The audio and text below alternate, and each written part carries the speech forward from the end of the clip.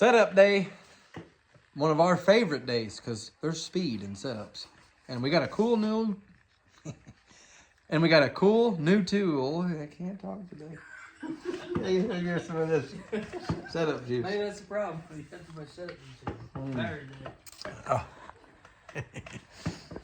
And we got a cool new tool to show you guys. So strap in, lock her down. Let's get started.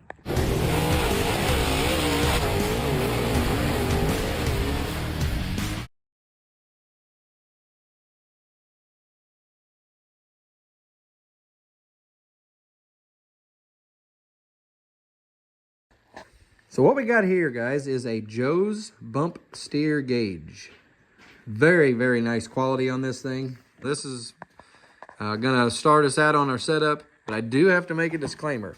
When you do your bump steer, per my recommendation, and most everybody else's, you should already have your front end settings done. That includes toe, caster, camber, everything else done before you start this. This, I would say, would be the last piece of the puzzle. So we're already done with the rest of the stuff, so that's why we're kind of at the bump steer. I want to show you how this works. Keep in mind, this is my first time ever doing bump steer on a car, so if I miss something, don't be afraid to point it out. But it's pretty straightforward with the Joe's instructions. So we got a dial indicator here. We got our stand, and we've got a plate that comes with this that shows you everything you need to know. Now right here we've got 1 to 4 inches on each side. Well, you see we're setting at 0. What we're gonna do, we have a measurement. There's a lot of different ways to do this. Manufacturers will tell you how they want you to do it, but with ours, we're gonna go 1 inch above ride height and down through till our chain measurement on the left front. So that's 2 1/4 inches of suspension travel. So that's what we're gonna measure on our bump steer gauge. So let's watch it. Right now I got it set up. It's not fully 0, that's 1/2 thousandth. I'm not real worried about that, but we got it on 0. So as Brian jacks this thing up, we're gonna go, huh? Yeah, okay. As Brian lets this down, as Brian lets this down to our chain measurement, we're gonna watch this gauge and we're gonna see how our bump steer travels. And I'll tell you a little bit more about bump steer when we get done here. As you see, we're going down. We're about 1/2 inch now, 5/1006. So we'll just keep watching it till we get down to our 2 1/4. I'd say they got this one figured out.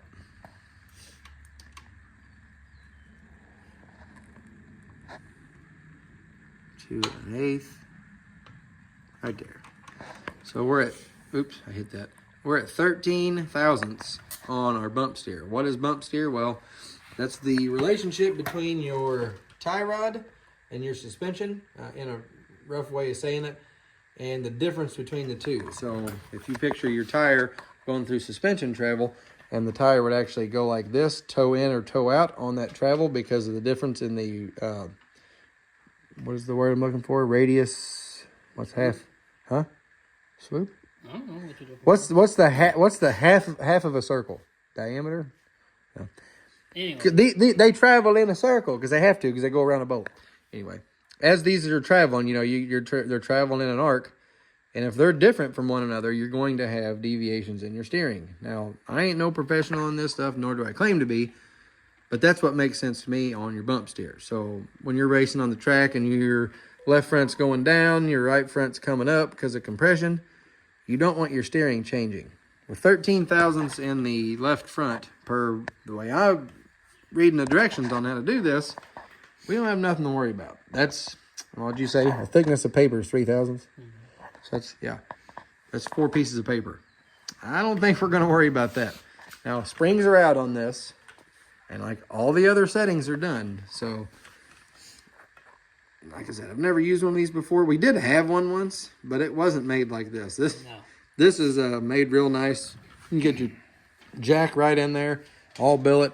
I mean, this Joe's stuff's top notch, and they didn't cut any corners with this stuff. So, really nice to know that we're already set up. I haven't even changed anything yet. This side is good. Let's go check the other one. All right, guys, just got the spring put back in here. Like I said, we got to remove the spring to do the bump steer. So when you're putting it back in, The joy of having your car set up with load sticks and stuff is you put it right there. This is my center to center. I got an angle gauge here. I know what my upper control arm angle is supposed to be, and I know what my spring load is supposed to be. So with all that set, I crank this until the load machine, you didn't think I was going to tell you my number, did you? The load machine is where I want it. I lock my jam nut down. This thing is done on this side. Let's move over to the right. All right, we got her set up on the right front here. Now, right front is all about compression. So we're going to start at ride height and go up to 4 inches, our magic 4-inch number. We're going to check and watch the bump steer go. You see? 1 inch.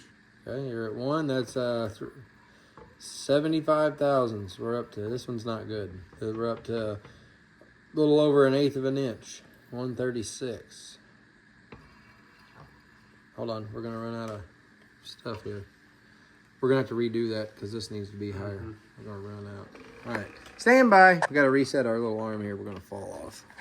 So 100 thousandths means basically the arc, you know, if you started here, straight, you know, straight across will be the longest that whatever your rod is could be. So as it goes up, it gets shorter, and goes down, it gets shorter. I really need an illustration here, but I'm not good at drawing. So at 3.5 inches, what? You got a chalkboard? Oh, you got a paper? Oh, does it even say about that? Okay. Ah, here we go. So as I was saying, as you can see, like your lines here. So there's your upper control arm, your lower control arm, and your tie rod. And you can see as that those travel up and down, they go in an arc, basically. And when they're straight parallel or straight side to side, that's their longest. As they go up or down, they lose. So that tells us that right here at 3.5 inches, that's where our control arm is at its longest. So I gotta think about it, but we need to space our center link and stuff and raise that up where this all happens a lot sooner. So we basically don't have as much bump steer. So once I figure out how to do that, I'll come back. So they even give you this quick shim guide to tell you what we need to do. And on our how center link, it has shims. Now what we got to do is look at this. We know that we're towing in on compression, and you can actually, if where I'm at, you could. It's definitely. And this is how much. Dadgum near 1/4 inch, which is a lot. Whole bunch, shouldn't it be? That's too much. Joe's gives you the quick shim guide here. So we're a second line down. Tow in on compression. So add shim thickness at the spindle, which means you could add a washer or something right here, or get another one of these made. This is a standard 2-inch. You could always put a washer on there, something like that. No, I don't want to do that. I want to raise the inner tie rod by raising the rack or drag link. Well, we can raise the drag link right over here because we got the how situation. And right here where it's at, we've got a whole bunch of shims above it. So all we got to do is take this all loose, put these shims on the bottom side, effectively raising the drag link, raising the starting point of the arc travel on the tie rod end. See if we can get her a little closer than 1/4 inch. All right, we made some adjustments. Let's watch what happens here. We did make it 1 inch is our new 0, so we don't get all the way down. If we're going to 4, we'll stop at 3. That'll be our new 1 inch. We set our new ride height, or our 19-inch ride height on the 1 inch number. So technically, it's our 0. Looking better. Looking a lot better. We just guessed on the shims. Don't run out of Don't run out of what? the jacket. Oh boy. Don't run to the plate. Oh yeah, better drop it. Let's set the lift back down some. All right, we got to adjust. We have our dirt car lift. It does lift really, really high, but it's too high for our situation. So we're gonna regroup and go back at it one more time. Okay, regrouped. Still at our 1 inch number here, center to center on our shock, but our jack's way lower now, so we actually have the travel we need. See what we got. 9 thousandths at an inch, 10 thousandths. 27 thousandths at 2 inches. Push it back in. Okay. 45 thousandths at 3 inches. Just push it in as you're jacking it up. Oh. 60 thousandths, which is what, a 64th of an inch? Yeah, I don't know what I was thinking. That's a 16th of an inch. Come on, Tim. Get with it. I think we can still do better. I think we put one more shim in it. You could. You want to try it? Let's put one more washer in it. You see, we moved everything. We'll take one more of them washers on top, put it down here, give that a shot. Proving quite difficult with my camera skills to capture all this, but now we are 114. That's basically 1/8 of an inch towed out. So a little goes a long way. It's a small shim, but they make a smaller one in there. I'm gonna put that in there. But what Joe says is you wanna err to the side of tow out anyway. So now we're going in the right direction versus the tow in we had. So let's do the old shim dance again, and once we get it right, we'll let you know. Oh, look, it's fixed now. Try to show you to my best of my ability here, but you see these shims, you just take all this loose and drop this down. You got to do both arms at the same time. He's got the same shims over there. And we're probably going to have to check this left side when we do this, but there's just a couple of shims here, and I put a bigger one versus a smaller one. I'm going to take that bigger one, put it back up here, put a small one from up here down here. We'll see what we got. Hope that makes sense. Okay, so what we've done here is we've basically, that arc where we've seen that, it's going to be shorter this way, this as long as it'll be, and it'll go shorter this way. We started that transition from going one way to the other in the center of our 4-inch travel. So we started at 2, so this will be the center of our 4-inch travel.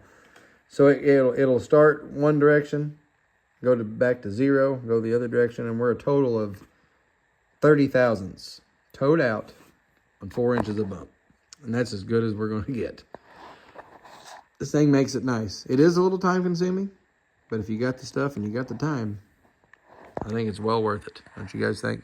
Speed's worth it. Speed is worth it. Now we're going to go check the left side because I don't know if that changes it from one side to the next. We're going to find out. And then we're going to put the Hammond plates on and measure some stuff in the back. All right. Well, we got the spring back in here. Got our Wehrs Machine load stick slammed in there. And we've got our suspension cycled up to 4 inches. We like to do a ride height, 1, 2, 3, and a 4-inch number. Jumper is nice enough to give us all that stuff. That's good deal about working with him on these cars. These new Gen 4 cars, there's really a good amount of information. A lot of R&D went with it. So I've got my 4-inch number right where it's supposed to be. Check out the adjustable shock shaft here too. Pretty nice. Set your center to center. Now all we got to do is head to the back. So bump steer was set. Right front was really far out. So check out that Joe's bump steer gauge if you guys are interested in that. I'll put a link in the description below for sure. But we got our Hammond Motorsports plates on there. We're going to lay this baby down off the Dirtcarlift and get to looking at some stuff back here. All right, we got the Hammond plates set on here. We're going to check a few things. We've already kind of done this, so we know we're going to be in the ballpark. We're going to check caster, camber, toe. Like I said, you do all that before you do your bump steer because everything has something to do with something else. Then we're going to come back here. We're going to check all of our bar angles, bird cage indexing, pinion angle, the whole 9. We got her setting at ride height. We're going to check her out. Let's get into it. One of the great things Mr. Hammond's plates offers, built-in toe plates. So we're looking at our toe right now. You just pull them from side to side. It's pretty easy. How you doing, Hot Rod? You're all up in my grill there, bud. All right, you're going to have to move. Watch out. Kim, call your dog. Lucky, come here. What? So here we got Dave's plates, and we got his caster camber kit. This goes right on the upper ball joint, the few threads that you got left. And you put your angle gauge on there, and that will tell you your caster pitch between your ball joints on the front. And you can take the gauge right out. You can slam it right here, and that'll tell you your camber right off the brake rotor. Now, for obvious reasons, proprietary information is going to stay that way, and I'm not going to tell you all about what impressives do. We'll just keep that between me and Jumper and all the other guys that run them. But that's how you do that. So Dave makes it pretty cool. I said we're going to the rear first, but still working on the front end. But yeah, really cool deal. There's Dave's info. You want to get a hold of him about the setup plates, but they are very, very versatile, and we love them. All right, with the setup part done, got our check the back end out with our Hammond plates. Got another delivery today. Just put one in. Watch your fingers on them staples.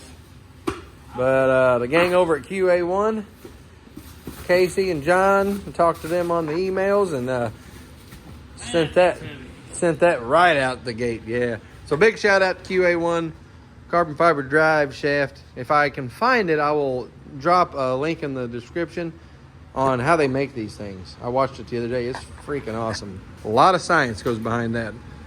A lot. Yep. It blinded me. Butte. What's that say right there? This is, in case you know, this is a 14648 Gooden. Big old Gooden. So that's what we got, guys. We love the QA1 drive shafts. We've been pretty hard on them lately, but no fault of their own. All right, we're gonna get that. We got to put this yoke on it from their other, Wi-Fi drive shaft. I bet if you guys check on shop-old-number-7garage.com, you'll find some really cool broke parts if you guys want them. Anyway, we'll get that put in, and also that reminds me, I'm gonna give a shout out to everybody on here. I'm gonna start picking out names on this. Maybe we'll do one today right now. Here's a good one. So friends Carrie and Dennis Radford have Carrie's Place here local to me. She's got a Facebook page, so check her out. So give a shout out to them, and we'll do that kind of all the way through here, everybody's names. So if you're on here and you want to send me a little more information about what we got going on, let me know. But for today, make sure to check out Carrie's Place on Facebook. And Carrie and Dennis been family friends for a long, long time. And if we can send some business their way, we'd be grateful for that. I'm grateful for all you guys. And as you see, there is a few open spots on here. So if you're interested, $50 to get you on here. We can talk about you a little bit. We appreciate it. Let's get that drive shaft put together. We got to have a spare. That I could say that's definitely one. That one's bigger. These are our test radials. So we're going to do another test as well. We had that running issue with the car. And the only thing, the car runs right now. It came off the track running the feature good. Now we had a filter from Gary. The old, just regular cheapo O'Reilly's throwaway. This is the one we ran last year. Walker. We clean and oil them. We got a brand new Walker. Wherever it's at. I think it's in the race car trailer. It's the only thing that we had on this that's different when it didn't run right. So we're going to take this and run it up and down the road tomorrow with our nice radials here. If this runs good and we put that other air filter on there, I want to know why. It's the only thing left. So anyway, we're going to get these all mounted up. We got to mount one wheel and tire up. This tire here we ran last Saturday at the farm. She's used up. She's used up and used up. So we're going to find a wheel for that. These will probably be our rolling stock. We roll around I wash the car, roll it through the mud back in here. That'll probably be our tires we roll around with. So anyway. Well, it's a late one here. Got real late on us, but every single thing. Lucky he's dropping several rocks there, buddy. Yep, you'll be all right. We got several things knocked out. All the setup stuff done. We got our American Racer tires on here to do some testing tomorrow to prove if we figured out our engine not running right problem. We're going with the air filter. Don't know, never seen that happen before, but. And you may not believe me, but the air filter was the problem. And I racked my brain on how this could be. So I got with Walker, talked to a fellow named Leo. We looked over the part number that I ordered, and he let me know that that was actually a paper air filter. I told him it had lots and lots of oil on it whenever it got delivered. He said, no, that is not correct. There should be no oil on that air filter. That explains exactly why that engine could not breathe. An honest mistake that he and the gang over at Walker immediately rectified. I sent the old filter back, they sent me a new one, and we're all good. So very happy with the customer service at Walker. Again, at least we know why it wasn't running, so I feel a lot better about the situation. Anyway, she's setting on go. So a big shout out to Hammond Motorsports. Set up plates. Guys, look in the link in the description below to find those. Of course, our buddies over at QA1 for getting the drive shafts out to us. And all you guys for getting on that panel in the back. That helps us get up and down the road and get in the pits and get fuel in the car, tires, etc. Anybody else I need to thank? What else we use? Joe's. Yep, Joe's Racing for the bump steer. Glad we found an issue there. That made it worthwhile. Feel that way anyway. Yep, Dirtcarlift for getting us up and down quick, fast, and in a hurry. Shout out to Cody for getting me a couple of pieces when I was swapping all that out. I misplaced a piece, and he got that out to me in just a couple days. So, great people to work with. We appreciate them. Oh, look, 3/16.